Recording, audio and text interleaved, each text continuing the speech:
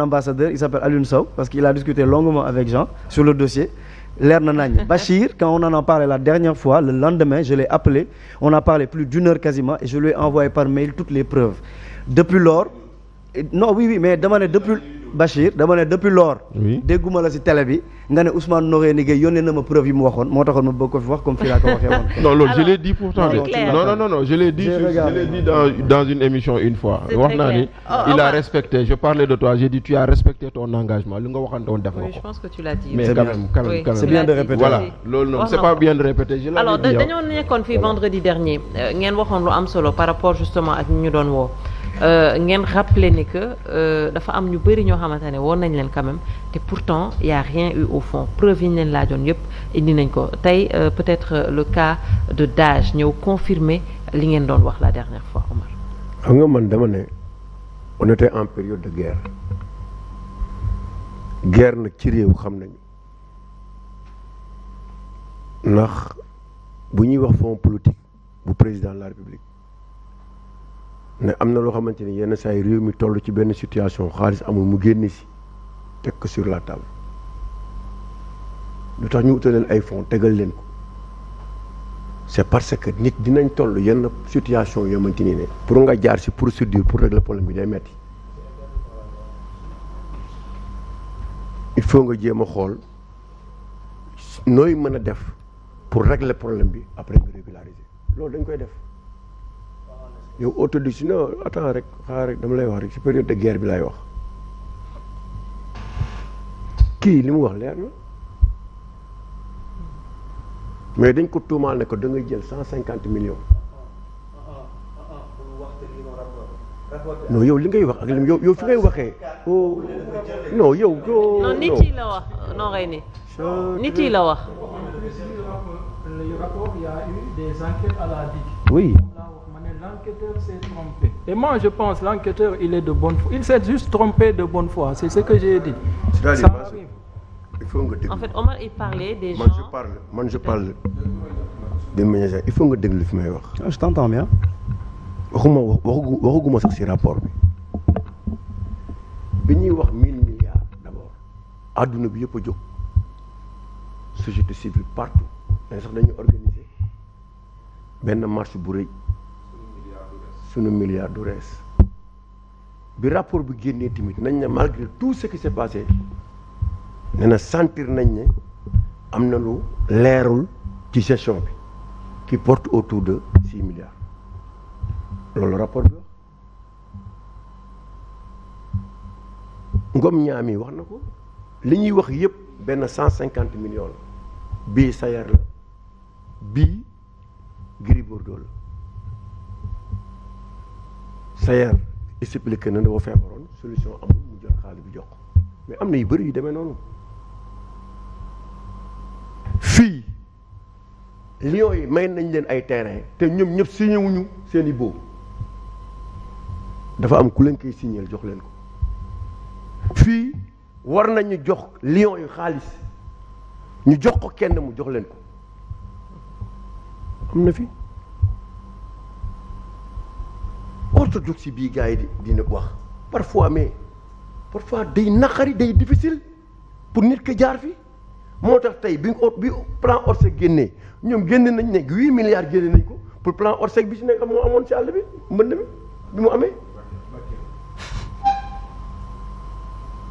tey jël nañu 20 milliards def ko ci élection te xamaguñu ñu ngi xaar jël nañ 80 milliards fay baykat yi te xamaguñu ñu ngi xaar te président moo ko wax donc parfois am na loo xamante ni ne avant bi ñu dissoudre assemblée nationale mais dépense na lañ ko doon exécuter na lañ ko doon defee est-ce que xam nga ko est-ce que xam na ko est-ce que man xam na est-ce que xam na ko ñu ngi xaar parfois situation day am loolu mais kii lañ ko tuumaal c'était clair 150 millions 100 yi diw 15 yi diw te lu tax ñu jël Gris Bordeaux jox ko 10 millions c'est parce que bu fa demoon yóbbu 15 dañ naan 15 dañ ko jox par souci jéem a xool nan la ñuy dimbalee ñii feebar ñu ne jëlal 5 yi 10 yi nga ñëw yóbbu ko parce que bu fa demoon ne 15 la ne 15 dañu naan que 15 dañ ko jox.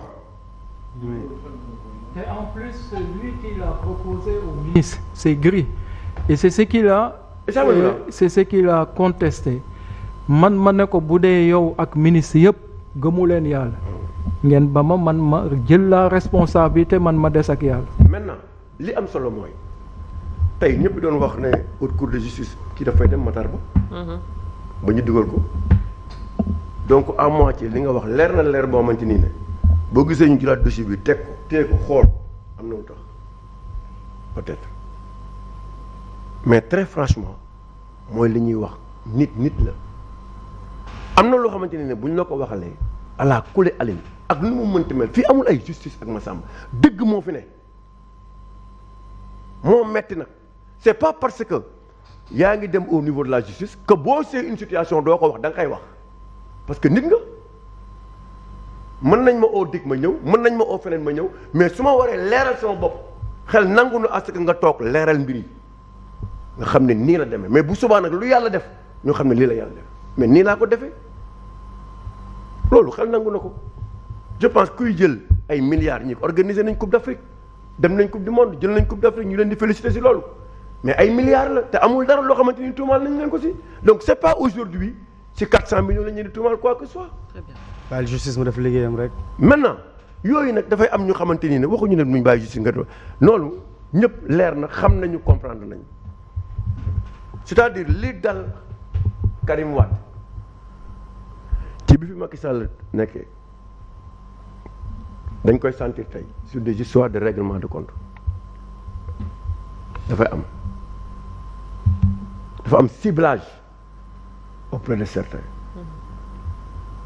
Et pourquoi devrait parce que daaj yi mënuñu ñëw def li ñuy def wax la ñuy wax fournisseurs yi ñëw wax li ñuy wax def li ñuy def ngay leen yéen li ngeen di wax yëpp doy moom il faut ngeen cautionner ñu cautionner nga bëgg a oo ministre bi boo oowee ministre bi loo koy wax ci lañ leen di tuumaal yëpp déjà ñoom cautionner nañ nga ne yow ministre bi non malgré tout cela il faut nga ñëw boo ñëwee loo koy wax. Top enquête. loo koy wax yow nga ne ñii ñooy responsable ñu tuddee leen dugal leen ci cour des comptes la nga créé haute cour de justice ne yow ñëw leen ça fait am na leen loo bëgg jël donc man je pense que actuellement il faut li ñuy def ñu teg ko ci yoon. Très bien.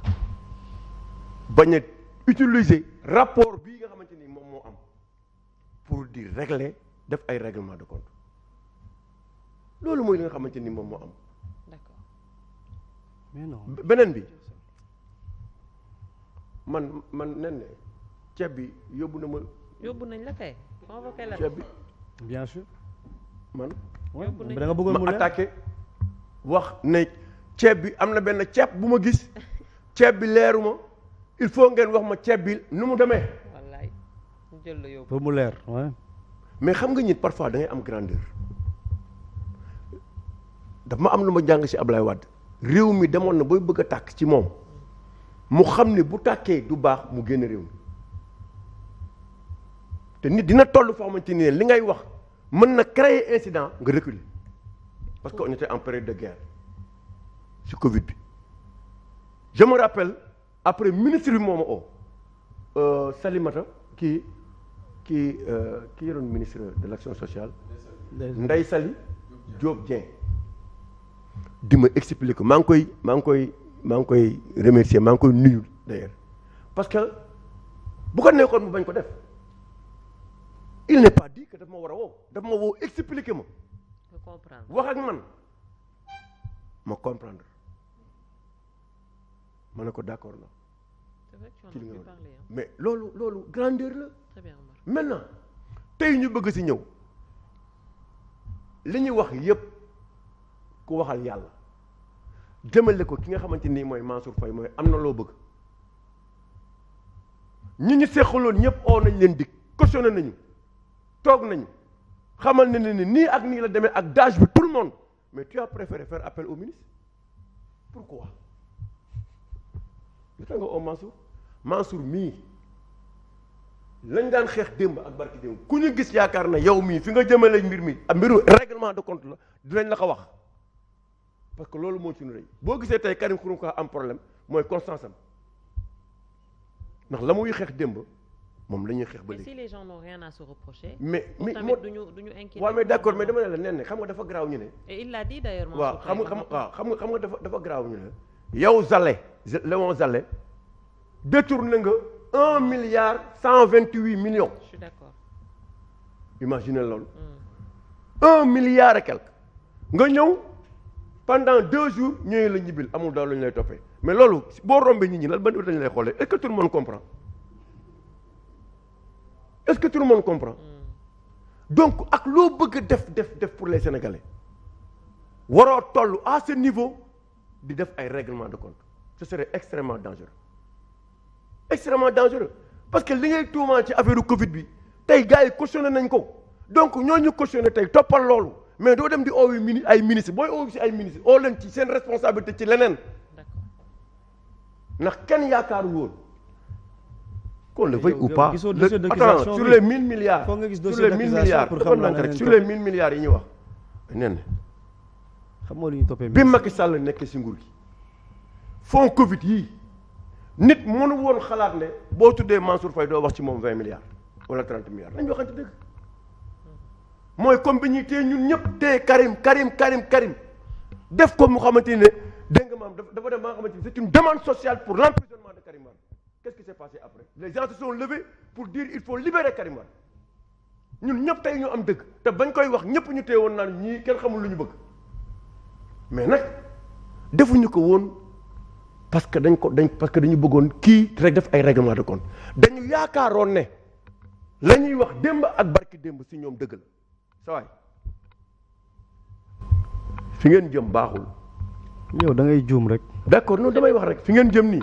très bien Omar. fi ñu jëm nii ci réew mi baaxul. mosoo wax lu bëgg a jël ay non bëgg a jël ay doomu aadama ne kut koo kut di nga leen def ay addu ngeer wala di ngeen leen def ay diw ça c'est extrêmement dangereux mooy lépp lu ma la war a mën a def pour yow ma tëj la je le ferai. d'accord loolu nag c'est pas bon. très bien te naa la benn affaire de.